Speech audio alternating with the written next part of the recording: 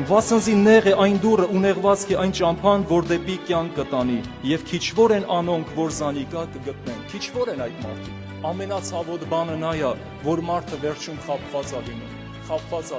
Եվ հոգևոր մարդու համար իրոք դա ցավոտ բան է։ Պատկերացնենք մեկը 10 տարի, 20 տարի ծառայում է, վազում է, քարոզում է, երգում է, չգիտեմ ինչ որ գործեր անում, եւ ամենավերջում այն օրը, ինչպես գրված էր, այն օրը գնում ասում է Տեր, չէ որ քո անունով ես ամեն ինչ արեցի, եւ Աստված ասում է ես քեզ չեմ ճանաչում։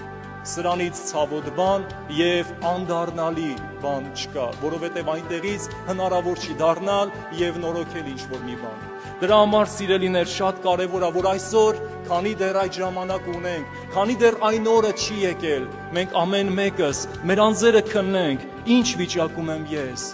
Գնանք Քրիստոսի ետևից, որ այն վերջին օրը Քրիստոս մեզ ընդունի իր փառքի մեջ։